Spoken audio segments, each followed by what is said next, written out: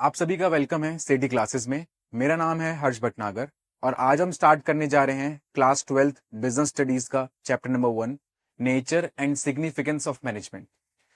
Previous video में हमने discuss किया था मीनिंग के बारे में, इंट्रोडक्शन के बारे में और करेक्टरिस्टिक्स के बारे में जो कि मैनेजमेंट से रिलेटेड थी। आज हम डिस्कस करेंगे ऑब्जेक्टिव्स के बारे में। तो आज का हमारा टॉपिक है ऑब्जेक्टिव्स ऑफ मैनेजमेंट।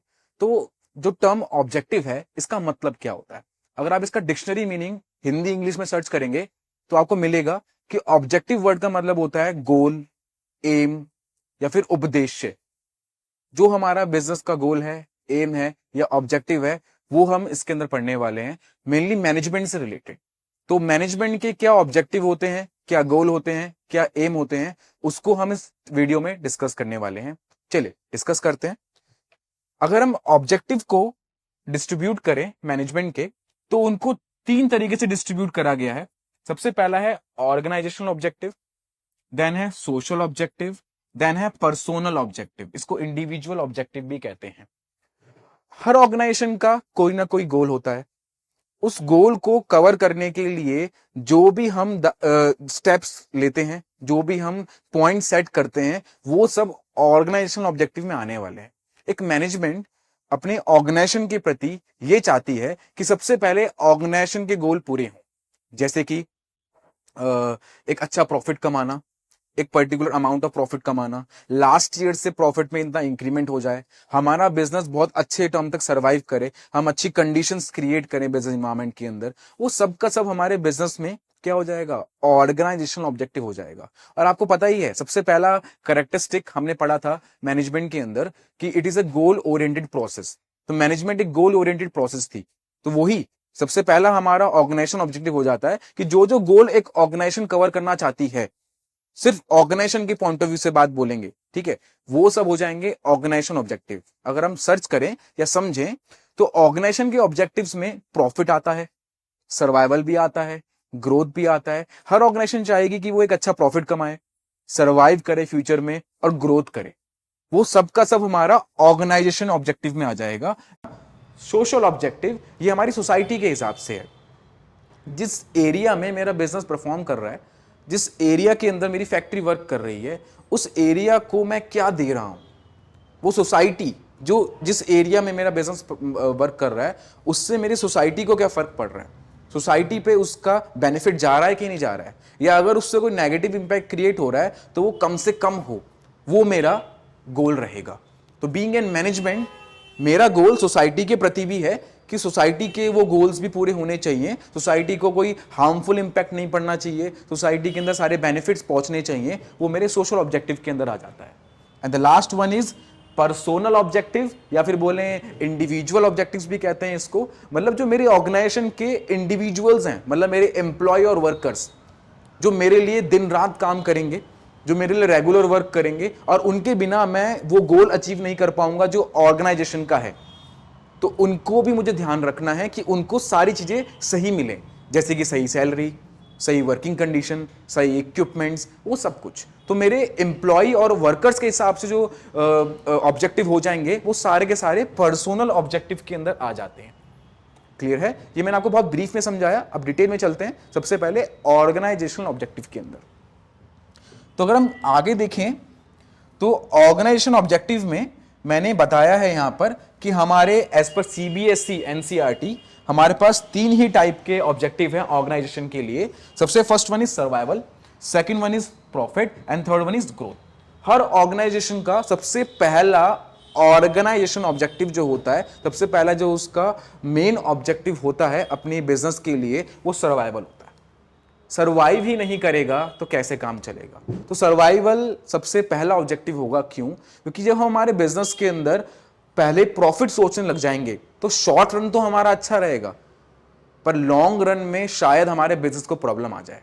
इसी वजह से अकाउंटेंसी में चैप्टर 3rd 11th क्लास में हम बहुत बार पढ़ते हैं अकाउंटिंग प्रिंसिपल्स, उसमें एक प्रिंसिपल आता है गोइंग कंसर्न। तो गोइंग कंसर्न प्रिंसिपल जो है हमारा, वो हम यही समझाता है अकाउंट्स में या बिजनेस के अंदर, वो यही समझाता है कि जब भी आप कोई बिजनेस करेंगे उसे एक फोर्सेबल लिमिट तक चलाएंगे, उसको ये सोच के नहीं करेंगे कि इतने ड्यूरेशन तक करूंगा, 1 साल करूंगा, 2 साल करूंगा, एक ड्यूरेशन हम माइंड में सोच लेते हैं और फिर सोचते हैं कि इसको बंद कर देंगे। ऐसा नहीं करना है। आपको जब भी कोई बिजनेस करना है उसको एक फोर्सेबल लिमिट तक चलाना है, वही तो है। तो सबसे पहला प्रिंसिपल या सबसे पहला ऑब्जेक्टिव हमारा ऑर्गेनाइजेशन का यही तो हो गया, सर्वाइवल। और जब हम सर्वाइव करेंगे फ्यूचर तक, तभी तो लॉन्ग रन में अपने बिजनेस को अच्छा बना पाएंगे, तभी तो उसको एक अच्छे सेगमेंट पे, अच्छे लेवल पे लेकर जा पाएंगे। तो वो वाली बात है। सबसे पहले क्या लिखा है? सर्वाइवल। तो देखिए सर्वाइवल में क्या लिखा है? The basic objective of any organization is to ensure that it continue survive and exist in future.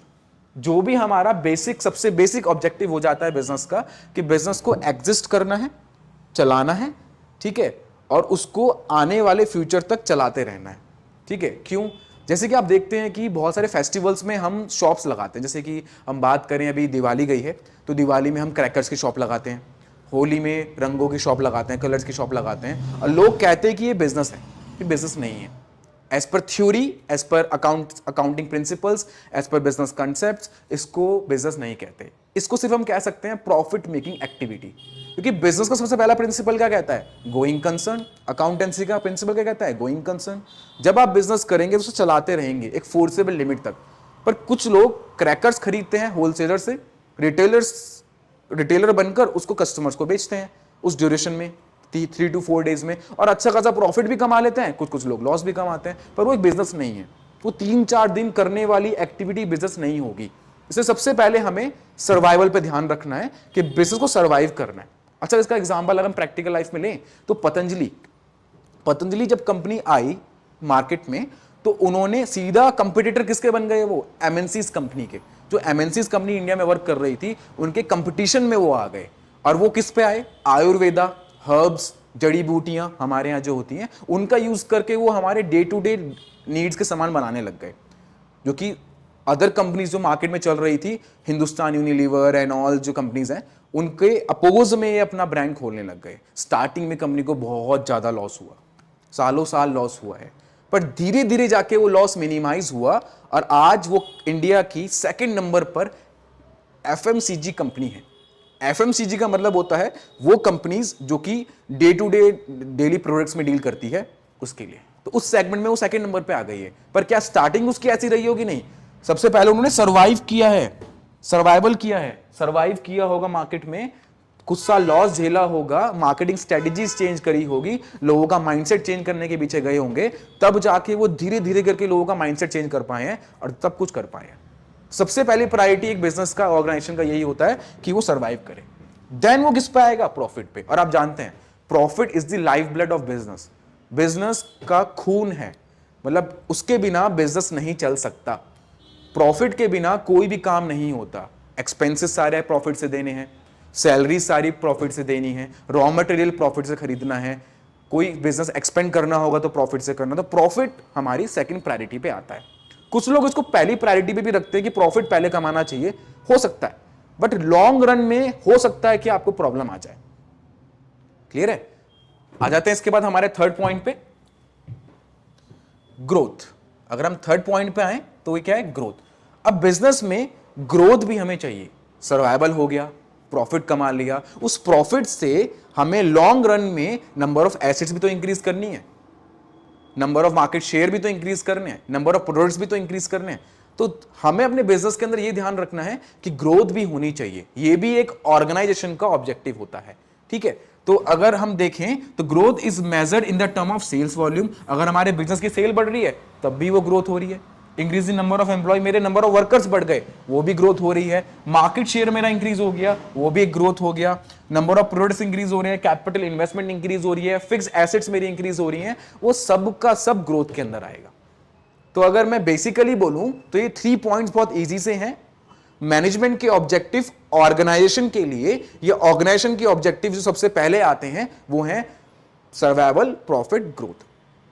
जब ये हम लॉन्ग टर्म में टारगेट करते हैं, अब वो टर्म कंपनीज के मैनेजमेंट एक्सपर्ट टॉप लेवल वाले डिसाइड करते हैं कि क्या ड्यूरेशन डिसाइड करेंगे वो। तो वो गोल्स डिसाइड करते समय वो अपने सामने सर्वाइवल, प्रॉफिट, ग्रोथ को माइंड में रखते हैं और सारे डिसीजंस लेते हैं। चलिए आ जाते हैं सोसाइटल ऑब्जेक्टिव पे या सोशल ऑब्जेक्टिव पे।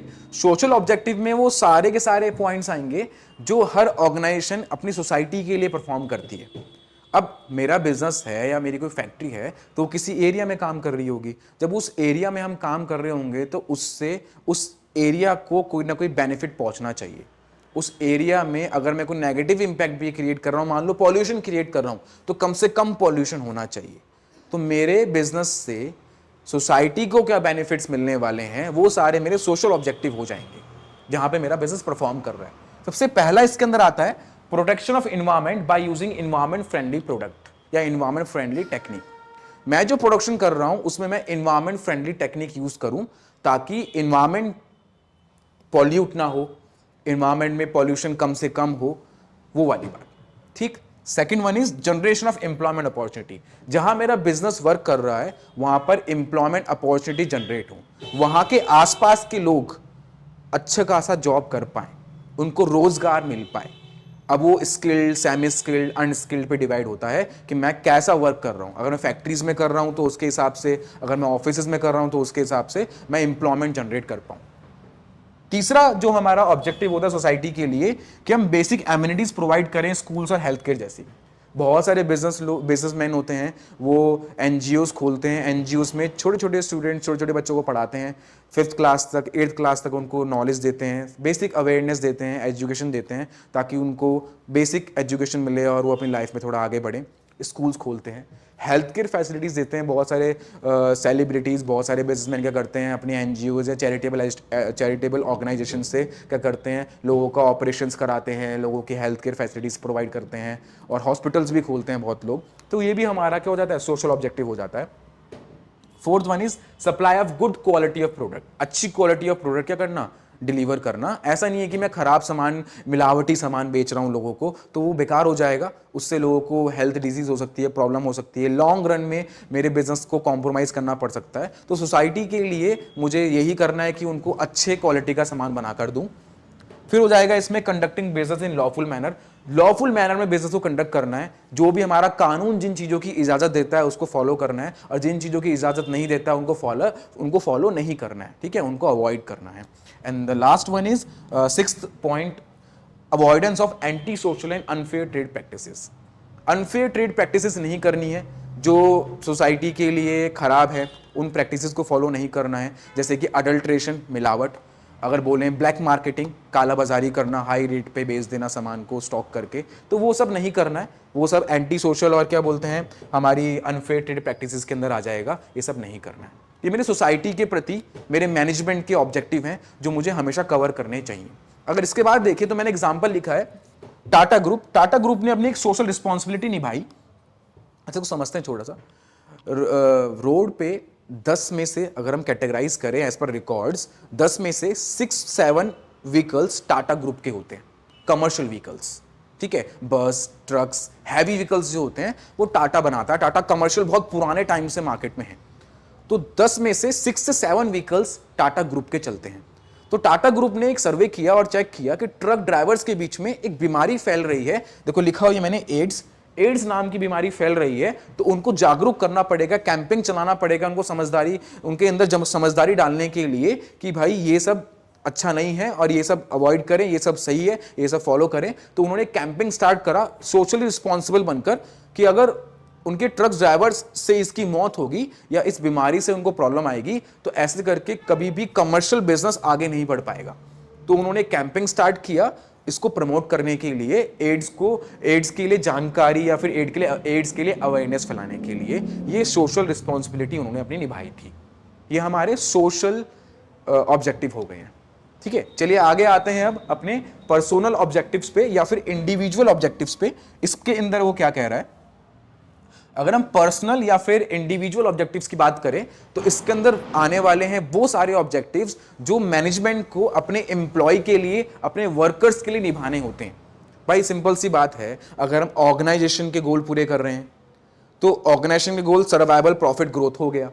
उसके बाद हमें यह भी तो देखना है कि सोसाइटी को प्रॉब्लम ना हो, सोसाइटी को बेनिफिट मिले। तो सोशल ग्रोथ साथ में, सोशल ऑब्जेक्टिव हमें पूरे करने पड़ते हैं। चल ठीक है, पर जो लोग मेरी ऑर्गेनाइजेशन में सुबह शाम काम कर रहे हैं, सारा का सारा वर्क मेरे लिए कर रहे हैं, उनके लिए भी तो मुझे कुछ करना पड़ेगा। तो उनके गोल्स के लिए, उनके लिए मैनेजमेंट के जो ऑब्जेक्टिव हैं वो पर्सोनल या फिर इंडिविजुअल ऑब्जेक्टिव के अंदर लिखे गए हैं।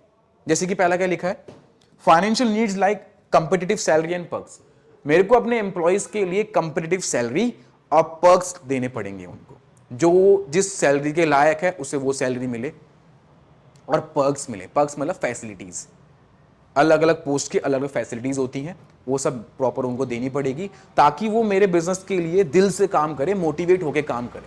जब उनकी बेसिक नीड्स पूरी होगी तभी तो वो अच्छे से काम कर पाएंगे।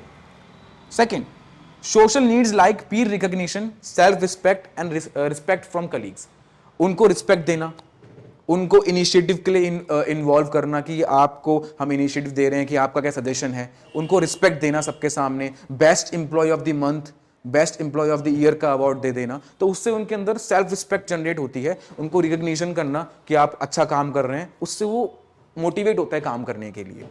Third, higher level needs such as policies for personal growth and development, उनको टाइम टू टाइम ट्रेनिंग देना ताकि वो अपने काम को अच्छे से कर पाएं। ट्रेनिंग के बाद उनका परफॉर्मेंस अप्रेजल भी निकालना कि उनका काम कितना अच्छे तरीके से हो रहा है, तो उनको टाइम टू टाइम ग्रोथ और डेवलपमेंट अपॉर्चुनिटीज में डालना या उनको देना ताकि उनकी आगे ग्रोथ हो। उनको अगर अपने बिजनेस में आगे मैनेजरल स्किल्स डेवलप करने का फायदा हो रहा है तो उसको यूज करना। Fourth, good and healthy working condition, अच्छी हेल्दी वर्किंग कंडीशन देना, जहां वो काम कर रहे हैं वो एरिया सेफ हो, वहां पर सेफ कंडीशन डेवलप करना, उनके इक्विपमेंट्स अच्छे हों, स्टैंडर्डाइज्ड हों, ऐसा ना हो कि खराब क्वालिटी के आप उनको इक्विपमेंट्स दे रहे हैं और टाइम टू टाइम उनको चेक करना। अगर आप वो नहीं करेंगे तो उनकी हेल्थ या फिर उनके ऊपर कोई प्रॉब्लम हो सकती है, कंडीशन कोई खराब कंडीशन क्रिएट हो सकती है उनके लिए। तो एम्प्लॉय जब सही रहेगा, एम्प्लॉय जब मोटिवेट होकर काम करेगा, एम्प्लॉय जब सेटिस्फाई होकर काम करेगा, तभी ऑर्गेनाइजेशन आगे बढ़ पाएगी। तो ये मैनेजमेंट के ऑब्जेक्टिव हैं एम्प्लॉय के प्रति, इंडिविजुअल्स के प्रति, एम्प्लॉय वर्कर सब इसके अंदर आ जाएंगे। ठीक है, तो ये हमारे थर्ड ऑब्जेक्टिव हो जाते हैं। तो अगर हम इन शॉर्ट बात करें तो ऑब्जेक्टिव मतलब गोल, एम या फिर उद्देश्य। मैनेजमेंट के 3 ऑब्जेक्टिव हैं, ऑर्गेनाइजेशनल, सोशल, पर्सनल। ऑर्गेनाइजेशन के अंदर आ जाएगा वो गोल्स जो कि ऑर्गेनाइजेशन के प्रति होते हैं, जिससे वो ऑर्गेनाइजेशन आगे बढ़ेगा, एम पूरा करेगा, सब कुछ करेगा। सबसे मेन ऑब्जेक्टिव वही होते हैं, सर्वाइवल, प्रॉफिट, ग्रोथ। देन जब उन गोल को पूरे करने लग जाएगा तो सोसाइटी को भी ध्यान रखेगा, क्योंकि सोसाइटी के अंदर वो एग्जिस्ट कर रहा है, सोसाइटी उसका सामान परचेज कर रही है, सोसाइटी के अंदर वो अपना बिजनेस चला पा रहा है। तो इन्वायरमेंट को ध्यान रखना और उनको एम्प्लॉयमेंट देना और ऐसे करके बहुत सारे पॉइंट्स हमने डिस्कस करें सोसाइटी के प्रति जो मैनेजमेंट के ऑब्जेक्टिव हो जाएंगे। और अगर हम बात करें इंडिविजुअल्स के लिए या फिर पर्सनल्स के लिए, तो वहाँ पर मेरे एम्प्लॉय हैं, जो मेरे एम्प्लॉय वर्क कर रहे हैं उनको मुझे सेटिस्फाइंग सैलरी, उनको कंपेटिटिव सैलरी, उनको पर्क्स, फैसिलिटीज़, अच्छी वर्किंग कंडीशन रिकॉग्नाइज करना भी करना पड़ेगा, तभी मैं सब कुछ कर पाऊंगा। जब हम ये तीनों गोल फॉलो करते हैं मैनेजमेंट के, बीइंग एन मैनेजमेंट एक्सपर्ट, हम इन तीनों गोल को फॉलो करते हैं, तब जाके ही हम ऑर्गेनाइजेशन के या फिर सारे मैनेजमेंट के गोल पूरे कर पाते हैं। सबसे पहले प्रायोरिटी पे हर कंपनी, हर बिजनेस इंस्टीट्यूशन ऑर्गेनाइजेशन को ही रखता है, इसलिए सबसे पहले उसको ही डिस्कस करा गया है। बट उनके साथ साथ हमें उन दोनों को भी कवर करना पड़ता है टाइम टू टाइम। अगर हम उनको लेके नहीं चलेंगे तो गोल पूरे नहीं हो पाएंगे। ठीक है, चलिए अब आ जाते हैं इंपॉर्टेंस ऑफ मैनेजमेंट पे। एज पर सीबीएसई आपको बहुत कम इंपॉर्टेंस ही पढ़नी है, पर इंपॉर्टेंस वर्ड का मतलब हो जाता है यहाँ पर कि मैनेजमेंट क्यों इंपॉर्टेंट है, मैनेजमेंट करना क्यों है, मैनेजमेंट से क्या फायदे मिलेंगे हमें, क्या इंपॉर्टेंट, क्यों इंपॉर्टेंट है वो हमारे लिए। ठीक है, तो उन पर डिस्कशन कर लेते हैं। अगर हम चेक करें तो हमारे पास सिर्फ ये 5 ही पॉइंट्स हैं, एक बार मैं चेक कर लेता हूं। हाँ, 5 ही पॉइंट्स हैं एज पर सीबीएसई। इन 5 पॉइंट्स को ही आपको डिस्कस करना है, इन 5 पॉइंट्स को ही आपको देखना है। सबसे पहला हमारा जो मैनेजमेंट का इंपॉर्टेंस, मैनेजमेंट की इंपॉर्टेंस आ जाती है, वो है management helps in achieving group goal. Basic सी बात है, सबसे मैनेजमेंट इसलिए इंपॉर्टेंट है क्योंकि उससे ग्रुप गोल अचीव होते हैं। ग्रुप गोल मतलब समझ रहे हैं आप लोग, ऑर्गेनाइजेशन के ऑब्जेक्टिव तो अचीव होंगे, साथ ही साथ जो इंडिविजुअल वहां पर काम कर रहे हैं उनके अपने गोल भी अचीव होंगे। At the end of the year अगर हमने सही प्रॉफिट कमाया, जो हमने गोल में रखा था, टारगेट में रखा था, तो उस टारगेट को अचीव होने के बाद हर किसी की सैलरी इंक्रीज होगी, हर किसी को बोनस मिलेगा, हर किसी को फायदा मिलेगा, प्रमोशन मिलेगा, ग्रोथ होगी ऑर्गेनाइजेशन की। तो जब ऑर्गेनाइजेशन का गोल पूरा होगा तभी इंडिविजुअल गोल पूरा होगा। तो मैनेजमेंट क्या है, ग्रुप गोल है, एक इंडिविजुअल गोल नहीं है। तो ह्यूमन नॉन ह्यूमन रिसोर्स को मिलाकर हम इस गोल को अचीव करते हैं, इसलिए मैनेजमेंट इंपॉर्टेंट है। Second one is management increases efficiency. Management इसलिए भी इंपॉर्टेंट है क्योंकि वो एफिशिएंसी बढ़ाता है। एफिशिएंसी याद है आप लोगों को, मैंने आपको फर्स्ट वीडियो में बताया था, कॉस्ट इफेक्टिव मैनर में काम करना, सही से कॉस्ट का यूटिलाइजेशन करना, रिसोर्सेज का यूटिलाइजेशन करना। मतलब अगर मैं 1 रुपए किसी चीज पे खर्च कर रहा हूं तो उस 1 रुपए का बेस्ट यूटिलाइजेशन लेना, वेस्टेज ना करना, खर्चा कम से कम हो और उसका यूटिलाइजेशन ज्यादा हो, तो वो सब एफिशिएंसी होता है। तो मैनेजमेंट से एफिशिएंसी इंक्रीज होती है अगर हम planning, organizing, staffing, directing, controlling, जो हमारे फंक्शंस ऑफ मैनेजमेंट हैं, अगर इनको हम सही से करते हैं तो हमारी बिजनेस के अंदर मैनेजमेंट करने से उसकी एफिशिएंसी इंक्रीज होती है, कॉस्ट बचती है, कॉस्ट इफेक्टिव मैनर में काम होता है। Third one is management create a dynamic organization. Management से डायनेमिक ऑर्गेनाइजेशन क्रिएट होती है। भाई हर कोई इंसान एक तरीके से काम नहीं करता है, हर मैनेजर का अलग अलग वे है वर्क को परफॉर्म करने के। कोई मैनेजर किसी टास्क को इस तरीके से परफॉर्म करता है, कोई मैनेजर इस काम को किसी और तरीके से परफॉर्म करता है। तो मैनेजमेंट क्रिएट डायनेमिक ऑर्गेनाइजेशन। हर डायनेमिक ऑर्गेनाइजेशन, अच्छा डायनेमिक मैंने पहले भी समझा चुका हूं, डायनेमिक मतलब रेगुलर चेंजिंग। तो मैनेजमेंट रेगुलर चेंजिंग इन्वायरमेंट में वर्क कर पाता है। ठीक है, हम हर चीज को एक तरीके से मैनेज नहीं कर सकते, स्टैटिक नेचर नहीं होता है, उसको हम डायनेमिक नेचर के हिसाब से क्रिएट करते हैं और डायनेमिक नेचर के हिसाब से उसको हम क्या कर पाते हैं, परफॉर्म कर पाते हैं। तो क्या लिखा है देखिए एक बार देख लेते इसके अंदर, an organization operate in constantly changing environment. एक ऑर्गेनाइजेशन रेगुलर चेंजिंग इन्वायरमेंट में ऑपरेट करती है तो हमें मैनेजमेंट भी उस तरीके से करना पड़ता है। हम हर बार एक सेम तरीके से मैनेजमेंट नहीं कर सकते हैं, हमें उसको सिचुएशन के हिसाब से, वर्क के हिसाब से, पीपल के हिसाब से चेंज करना पड़ेगा। ये हमारा हो जाएगा create a dynamic organization. Fourth हो जाता है हमारा management helps in achieving personal objective या पर्सोनल ऑब्जेक्टिव। अभी हमने ऊपर ऑब्जेक्टिव्स में पढ़ा, पर्सोनल ऑब्जेक्टिव्स मतलब पर्सन्स, इंडिविजुअल, वर्कर, एम्प्लॉइज, इनके ऑब्जेक्टिव। तो मैनेजमेंट से हम ये ऑब्जेक्टिव भी कवर कर पाते हैं। जब हम मैनेजमेंट करेंगे तो हम अपने वर्कर्स के लिए भी सोचकर काम करेंगे कि उनको अच्छी सैलरी मिलनी चाहिए, उनको अच्छी वर्किंग कंडीशन मिलनी चाहिए, उनको रिकग्निशन मिलना चाहिए, उनको बोनसेस मिलने चाहिए टाइम टू टाइम। वो सारे के सारे हमारे पर्सनल ऑब्जेक्टिव हो जाते हैं। तो यहाँ पर वो कह रहा है कि मैनेजमेंट इसलिए भी इंपॉर्टेंट है, इससे हमारे पर्सनल ऑब्जेक्टिव कवर होते हैं, अचीव होते हैं, या फिर इंडिविजुअल ऑब्जेक्टिव अचीव होते हैं। अगर आगे आ जाएं तो हमारा फिफ्थ पॉइंट है management helps in development of society. Basic सी बात है, अभी हमने ये भी पढ़ा ऊपर सोसाइटल वाले। तो मैनेजमेंट सोसाइटी को डेवलप करने में हेल्प करता है। सोसाइटी को डेवलप करने का मतलब क्या हो जाएगा, जहाँ हम जिस एरिया में काम कर रहे हैं उस एरिया को, उस रीजन को एम्प्लॉयमेंट मिले वहाँ के लोगों को, वहाँ पॉल्यूशन क्रिएट ना हो, वहाँ अवेयरनेस फैलाई जाए किसी चीज़ की, वहाँ बीमारियाँ ना फैलें, वहाँ कम से कम नेगेटिव इम्पैक्ट हो और बेनिफिट ज़्यादा से ज़्यादा हो, वो हमारे सोशल ऑब्जेक्टिव हो जाते हैं। तो मैनेजमेंट इसलिए भी इंपॉर्टेंट है क्योंकि वो हमारे सोशल ऑब्जेक्टिव पूरे करने में हेल्प करता है। ये पॉइंट्स कहीं ना कहीं ऊपर करेक्टरिस्टिक्स में कॉमन थे और हमारे क्या बोलते हैं ऑब्जेक्टिव्स में कॉमन थे, बट आप ध्यान रखिएगा आपको टू द पॉइंट ऊपर से कॉपी नहीं करने होते, आपको यहां पर वो क्यों इंपॉर्टेंट है उस तरीके से समझाने होते हैं। हाँ, पॉइंट्स कॉमन है बट डाटा में लिखना जो है इसके अंदर डाटा, उसके अंदर आपको ध्यान रखना है कि इंपॉर्टेंस को माइंड में रखकर उसको एक्सप्रेस करना होता है, एक्सप्लेन करना होता है। होपफुली आप सभी को आज का टॉपिक समझ में आया है। जो हमने डिस्कस किया ऑब्जेक्टिव्स ऑफ मैनेजमेंट, ऑब्जेक्टिव्स के अंदर हमने तीनों ऑब्जेक्टिव्स को डिस्कस किया और हमने दूसरा टॉपिक आज डिस्कस किया इंपॉर्टेंस ऑफ मैनेजमेंट। आने वाली वीडियोस में हम नेचर, लेवल सब डिस्कस करेंगे। तब तक के लिए थैंक यू। होपफुली आप सभी को आज की वीडियो समझ में आई होगी।